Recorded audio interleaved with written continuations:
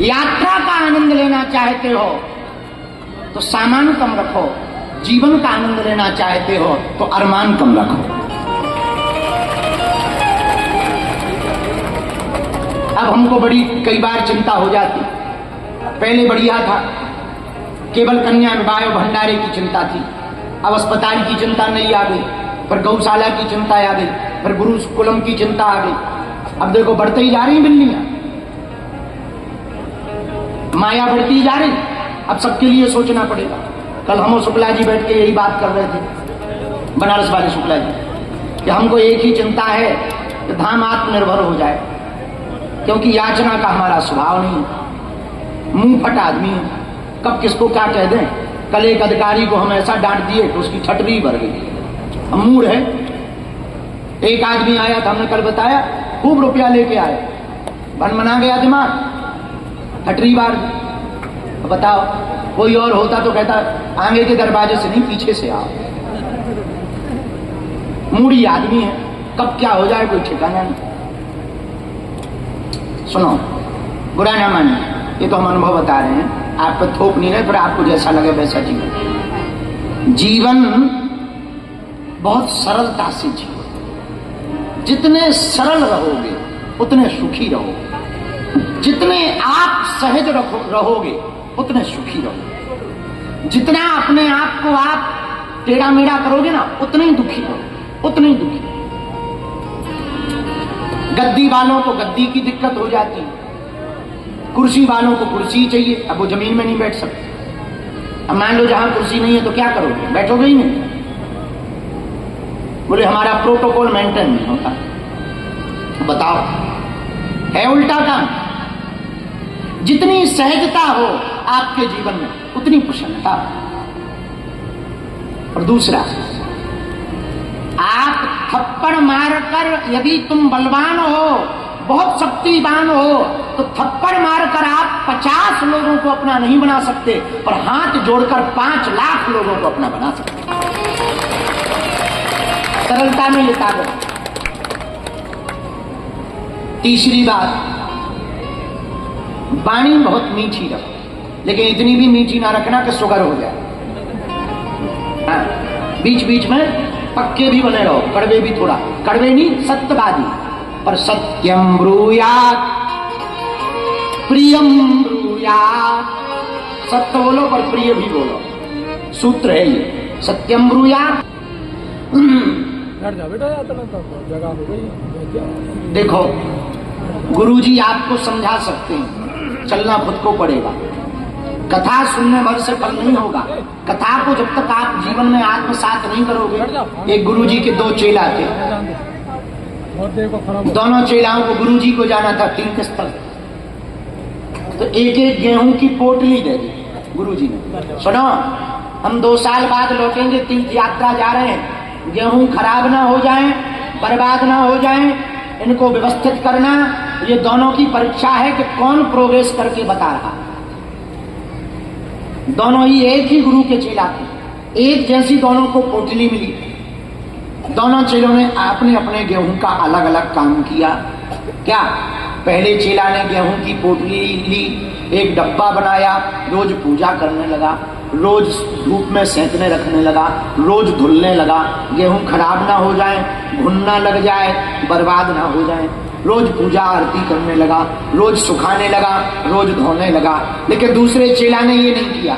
दूसरे चेला ने जैसे ही कार्तिक का महीना आया, छोटी सी खेती में बाड़ी लगाई, बाड़ी लगा करके बढ़िया से अपनी छोटी सी कुदाली से जोता, जोतने के बाद में गेहूं को बो दिया, वो बढ़िया उतने को फिर से दूसरे साल में बोया, कम से कम 1 क्विंटल गेहूं हो गए। गुरुजी जैसे ही वापस आए, गुरुजी ने कहा हम तुम लोगों को गेहूं के दाने देकर गए थे, वो दाने लाओ, देखते हैं कौन कितना केयर कर पाया, सुरक्षित रख पाया। पहला चेला पोटली लेकर के आया तो गेहूं पतले पड़ गए थे, कुछ सूख गए थे, कुछ कमजोर पड़ गए थे, कुछ में कीड़ा लग गए थे। बोले गुरुजी इतने हमने बचा करके रखे हैं, 2 साल में एक भी गेहूं बर्बाद नहीं होने दिया। लेकिन दूसरे वाले से कहा तुम्हारे गेहूं कहाँ हैं? वो सीधा बोरा उठा करके ले आया। ये क्या है? बोले गुरुजी आपने गेहूं दिए थे, हमने सोचा पूजा करेंगे तो घट जाएंगे, पर खेती में बो देंगे तो बढ़ जाएंगे। पहले वाले चेला को हटा दिया गया, दूसरे वाले चेला को उत्तराधिकारी बना दिया गया। पूछो क्यों? पूछो। यही ज्ञान है। आप लोग कथा सुनते हो, खुद तक रख लेते हो, सुनते भर मजा भर लेते रहते हो, ताली बजाते हो, हंसते हो, घर खिसक लेते हो। इसलिए तुम पहले नंबर के चेला हो। यदि सुनकर के जीवन में उतार कर उस पर चलना प्रारंभ कर दोगे तो तुम दूसरे नंबर के चेला होगे, तभी कथा प्रभावी होगी।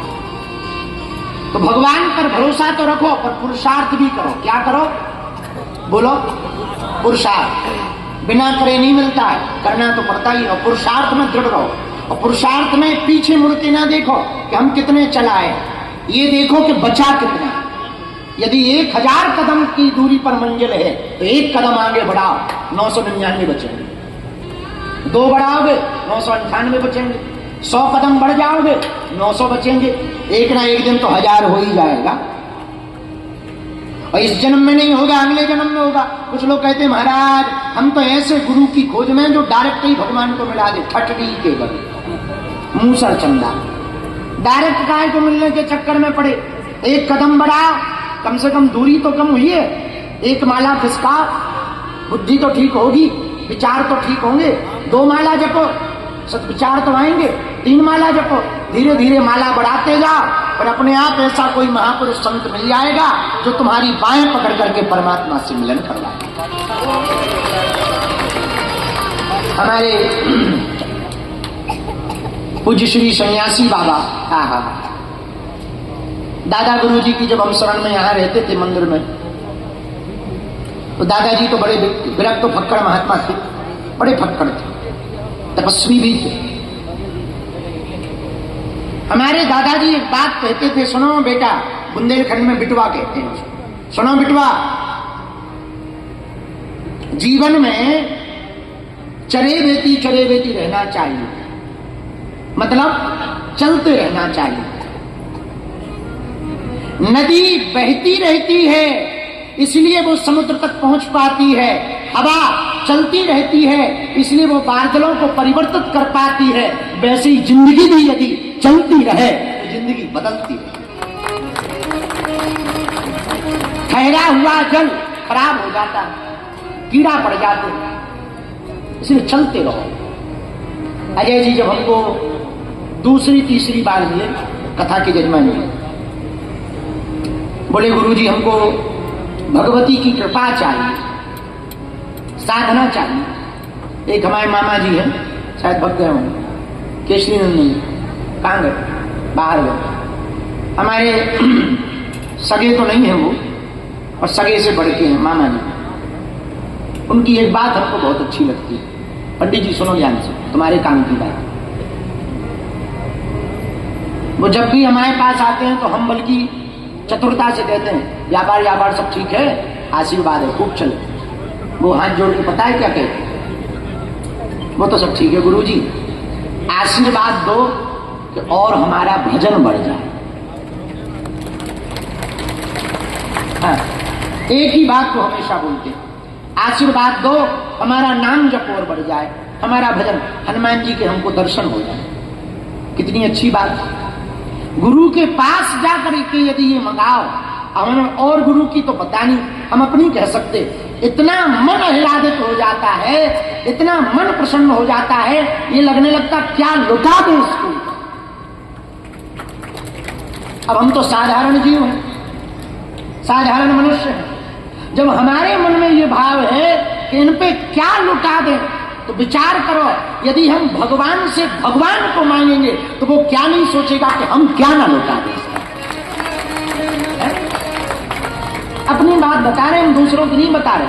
आहा, और आप उनके भरोसे रहोगे तो पूर्ण दृढ़ता पूर्वक हम हनुमान जी को साक्षी मान करके अन्नपूर्णा भवन बागेश्वर धाम पर सामने माला जी बैठे हैं, बगल में दादा गुरु जी की तपोस्थली है, सन्यासी बाबा की समाधि भी है, पीछे अन्नपूर्णा माता बनती है, यहाँ भंडारा होता, व्यासपीठ लगी है। हम शपथ खा करके कहते हैं आप पूर्ण भरोसे पर अपने गुरु के रहोगे, अपने आराध्य पर रहोगे तो संपूर्ण चिंता तुम्हारे गुरु की, पूर्ण चिंता। बीना की कथा कब हुई थी याद है तुम्हें? 3-4 साल